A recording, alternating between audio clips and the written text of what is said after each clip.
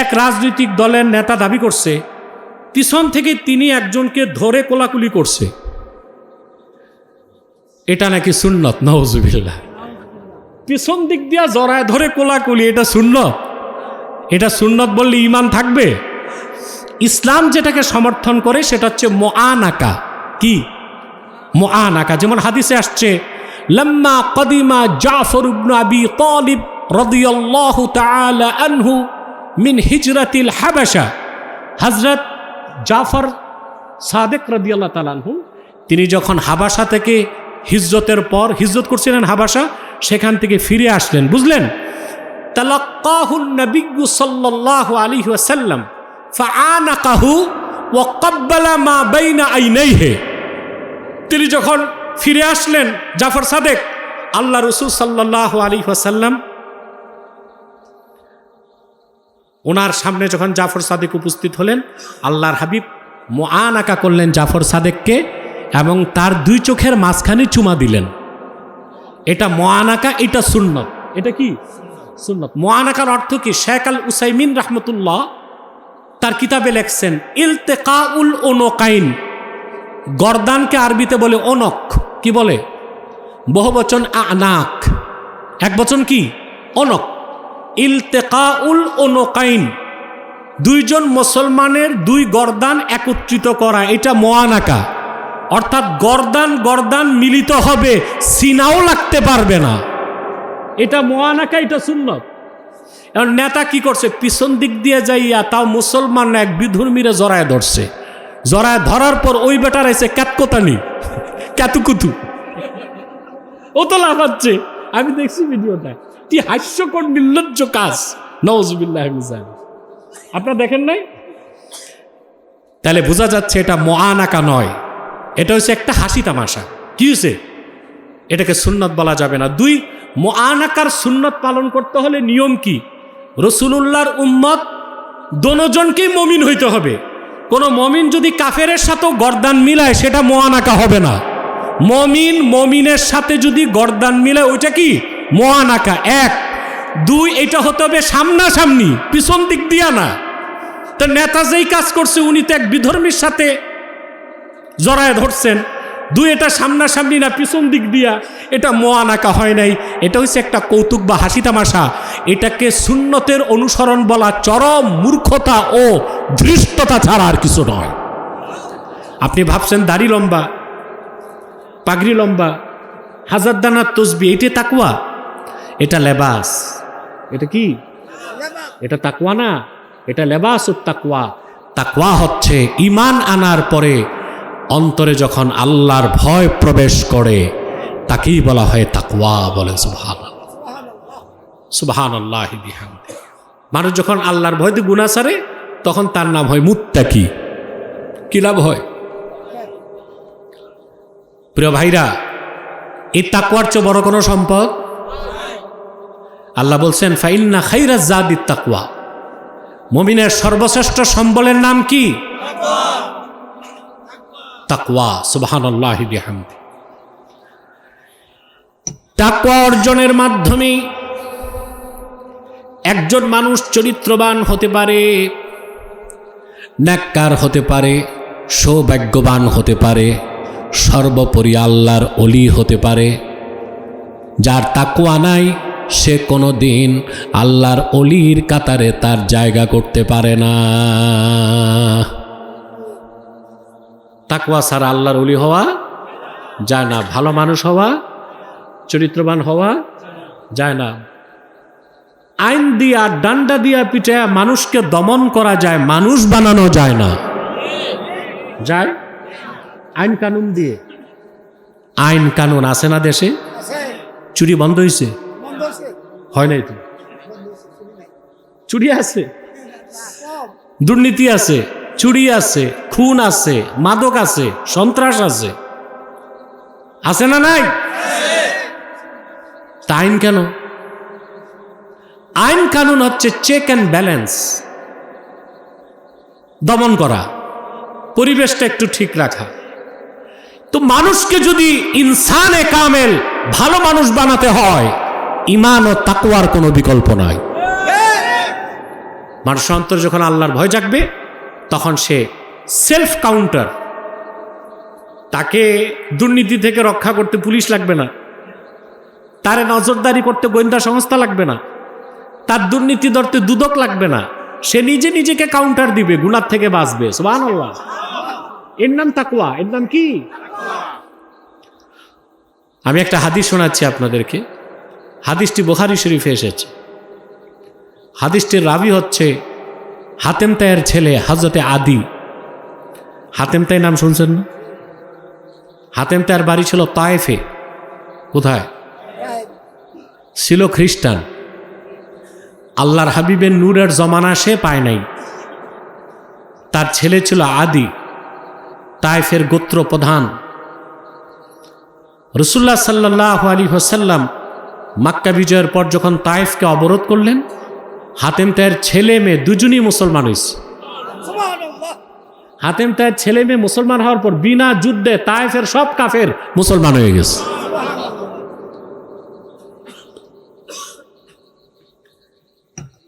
এই আদি বলেন, আমি একদিন রাসূলুল্লাহ সাল্লাল্লাহু আলাইহি সাল্লামের কদমের সামনে বসা। আরবের দূর থেকে এক লোক এসে আল্লাহর হাবিবের কাছে বিচার দিলেন, ইয়া রাসূলুল্লাহ সাল্লাল্লাহু আলাইহি ওয়াসাল্লাম, আমাদের এলাকায় প্রচণ্ড দুর্ভিক্ষ, খাদ্যের অভাবে মানুষ মুরতাদ হয়ে যাচ্ছে। লোকটি চলে গেল। রাসূলুল্লাহ সাল্লাল্লাহু আলাইহি ওয়াসাল্লাম কোনো কিছু বললেন না। কিছুক্ষণ পর আরেক লোক আসলো।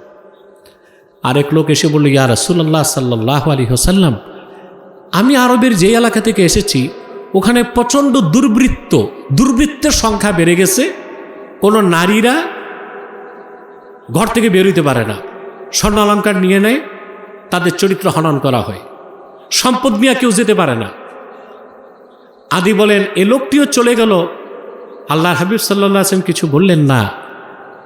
দুজন লোকই চলে যাবার পর আল্লাহর হাবিব আমাকে বলেন, আদি, আমি দুনিয়া ছেড়ে আল্লাহর কাছে চলে যাওয়ার পরে তুমি যদি বেঁচে থাকো, তুমি দেখতে পাবে বাইতুল মালের দরজা খুলে মদিনা মুনাওয়ারাতে বাইতুল মালের কর্মকর্তারা মানুষকে ডাকবে, কার সম্পদ লাগবে, টাকা লাগবে, নেবার মতো লোক তারা খুঁজে পাবে না।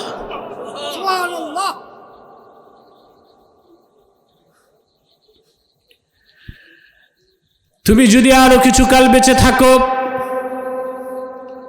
তুমি দেখতে পাবে আমার উম্মতের একজন নারী যুবতী তার তাহিলু মিনাল হেরা হাত্তা তাতুফাল কাবা, ইয়ামানের হেরাত থেকে শত শত মাইল পথ পাড়ি দিয়ে একা একই আল্লাহর ঘর কাবা তোয়াফ করতে আসবে। আল্লাহ ছাড়া কাউকেই সে ভয় পাবে না। অর্থাৎ তার চরিত্র হনন করার কেউ থাকবে না, তার সম্পদ লুণ্ঠন করার কোনো দুর্বৃত্তীয়, সুবহানাল্লাহ বলবেন না?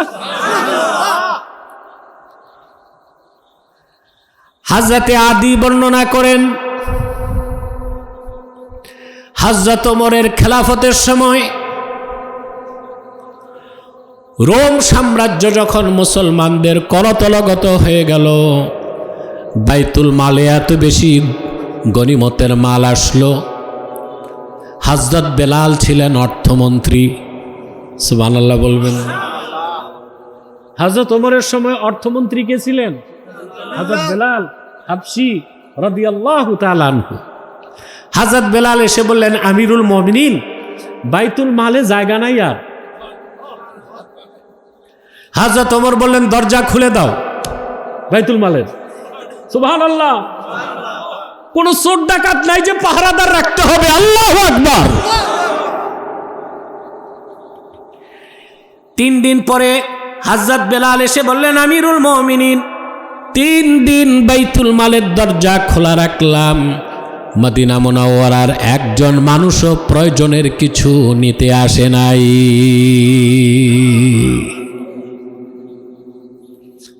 হযরত ওমর বললেন, তাহলে বাইতুল মালের সোনা রূপাগুলো হাতে নিয়ে মদিনা মুনাওয়ারার গলিতে গলিতে ডাকো কার কার লাগবে। সুবহানাল্লাহ। কর্মকর্তারা সোনার উপর খাজাঞ্চা নিয়ে ডাকতেছেন, কার কি প্রয়োজন নিয়ে যাও। কেউ আসে না। এর মানে এই না সবাই ধনী ছিল। রাসূলুল্লাহ সাল্লাল্লাহু আলাইহি সাল্লাম সাহাবা একরামকে এমন চরিত্র শিক্ষা দিয়েছিলেন, প্রয়োজনের অতিরিক্ত কোনো কিছু নেওয়াকেই তারা অবৈধ মনে করতেন। সুবহানাল্লাহ। হযরত আদি বলেন, আমি হজ করতে গেলাম, কাবাগরের ওদূরে দাঁড়িয়ে আছি। আমার কথা বুঝতেছেন? কাবাগরের সামনে দাঁড়িয়ে আছি, দেখলাম মরুভূমির বুক চিরে একটি বাহন আসতেছে। কাছে আসার পর দেখলাম একটা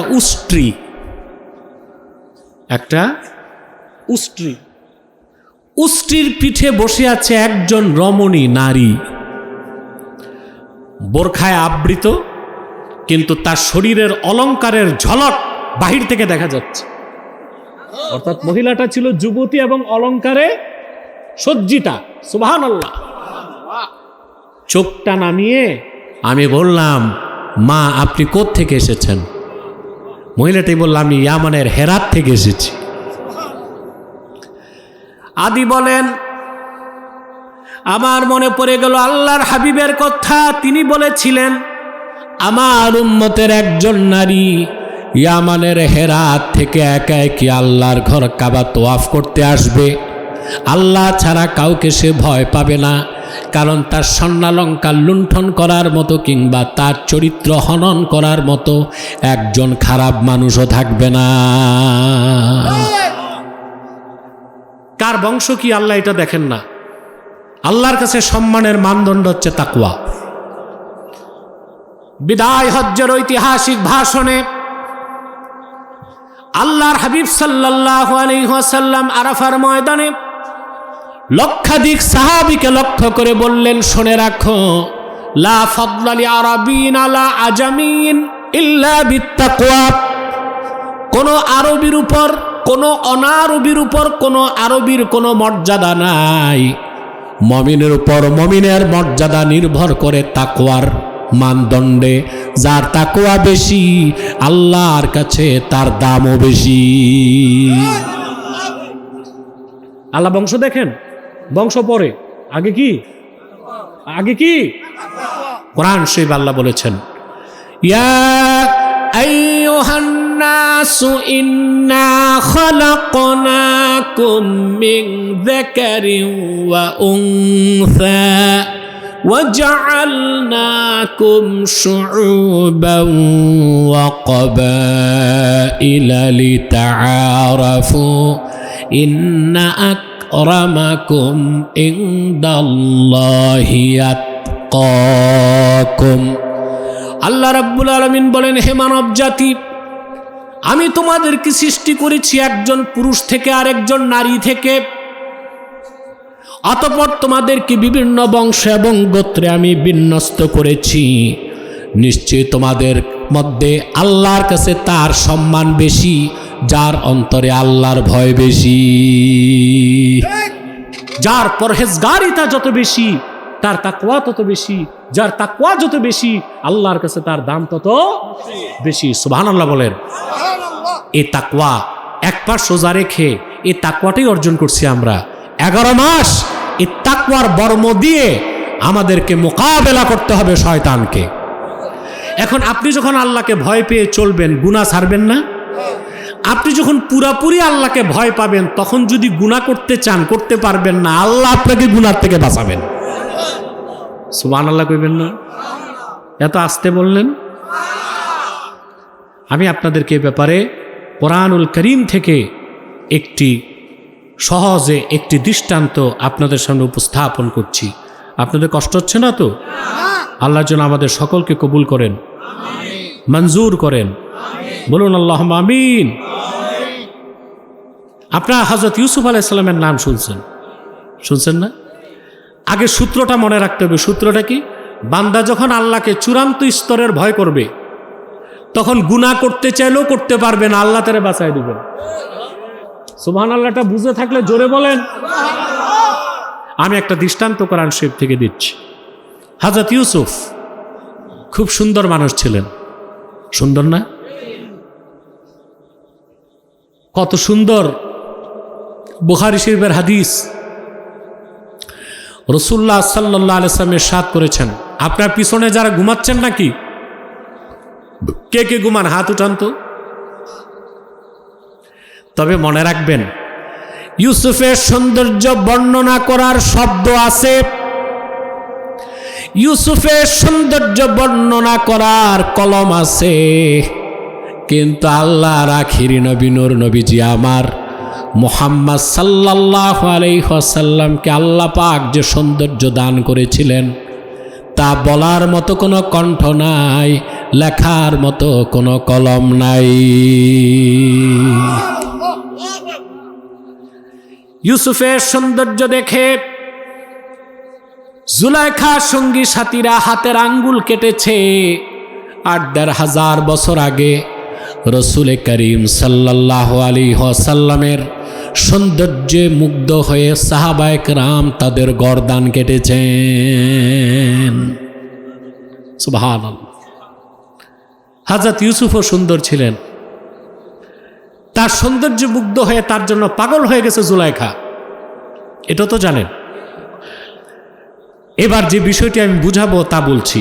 আল্লাহ পাক বলেন, وراودته التي هو في بيتها عن نفسه وغلقت الأبواب وقالت هيت لك قال معاذ الله إنه ربي أحسن مثواي إنه لا يفلح الظالمون। আল্লাহ বলেন, ইউসুফ যে ঘরে থাকতো ওই ঘরে এক মেয়ে ছিল, মেয়েটার নাম জুলাইখা। তার স্বামী ছিল মিশরের অর্থমন্ত্রী। মিশরের অর্থমন্ত্রীকে বলা হতো আজিজে মিস্র। কি এটা নাম না, উপাধি। আল্লাহ পাক বলেন, ইউসুফ যেই ঘরে ছিল সে ঘরের মেয়েটি তার প্রতি প্রলুব্ধ হলো। অতঃপর দরজাগুলো বন্ধ করে মেয়েটি তাকে বদ্ধ কামরায় আটকায়া বলল, হাই তালাক, এসো আমার কাছে।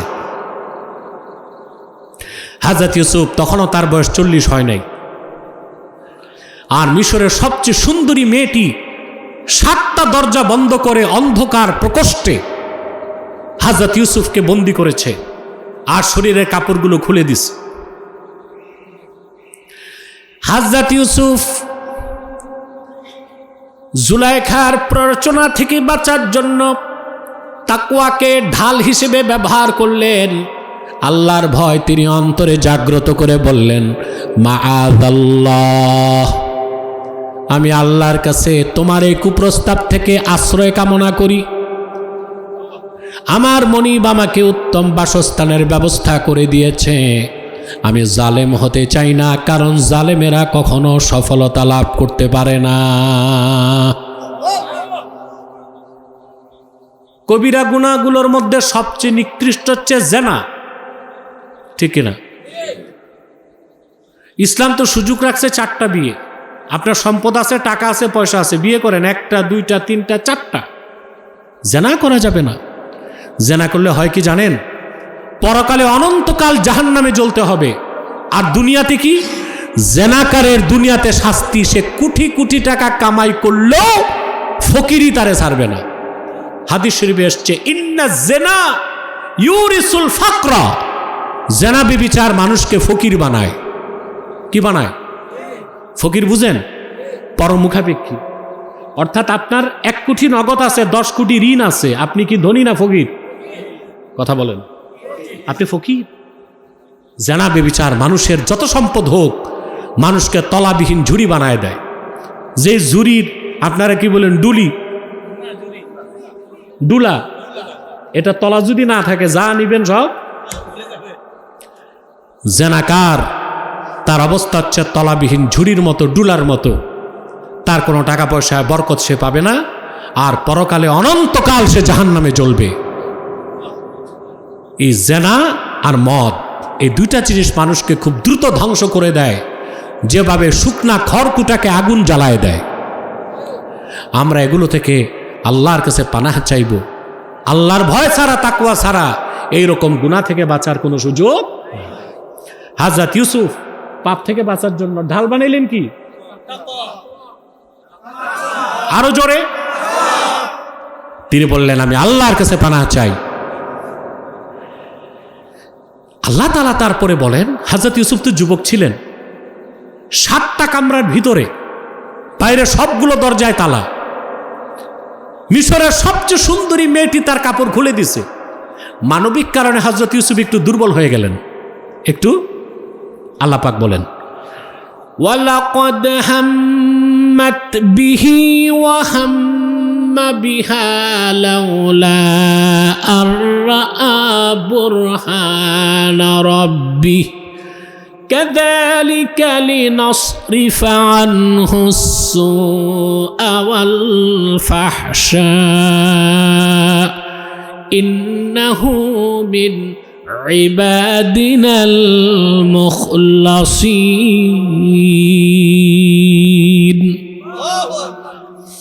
আল্লাহ পাক বলেন, জুলাইখা তার উদ্দেশ্য সফল করার জন্য চূড়ান্ত ইচ্ছা পোষণ করল। ইউসুফ দুর্বল হয়ে গেল। সেও ইচ্ছে করেই ফেলেছিল, যদি না সে তার রবের নিদর্শন না দেখত। ইউসুফকে বাঁচাইছেন কে? সুবহানাল্লাহ। আল্লাহ তার সামনে নিদর্শন তুলে ধরছেন। কি নিদর্শন? 3টা বর্ণনা তাফসীরে আসছে। কয়টা বর্ণনা? একটা বর্ণনা, হযরত ইউসুফ দেখেন, আল্লাহু আকবার, হযরত ইউসুফ দেখেন তিনি যখন দুর্বল হয়ে গেলেন, দেখেন তার বাবা ইয়াকুব দাঁড়ায় আছেন, জিহ্বার মধ্যে দাঁত দিয়া কামড় দিয়া তর্জনী আঙ্গুলি উঁচু করে বলতেছেন, ইউসুফ রে, সামনে বাড়িস না। এটাকে তাসাউফের ভাষায় বলা হয় ইস্তেমদাদে রুহানি। ইউসুফ ছিলেন মিশরে, বাবা ইয়াকুব ছিলেন কেনানে, কিন্তু দেখেন বাবা দাঁড়ায় বলতেছেন জিহ্বায় কামড় দিয়া তর্জনী আঙ্গুল উঁচু করে, ইউসুফ রে, সামনে বাড়িস না, পিছে যা। অবাক হবেন মুসলমান, আল্লাহর আখিরি নবী নূর নবীজি মুহাম্মদ সাল্লাল্লাহু আলাইহি ওয়াসাল্লামের খাতিরে আল্লাহ তাআলা পূর্বের নবীদেরকে ক্ষমতা দিতেন ইস্তেমদাদে রুহানি, আর আল্লাহর হাবিবের খাতিরে আল্লাহর হাবিবের উম্মতের আউলিয়াদেরকে আল্লাহ ক্ষমতা দিয়ে দেন। সুবহানাল্লাহ। ইস্তেমদাদে রুহানি, আধ্যাত্মিক সাহায্য। সুবহানাল্লাহ।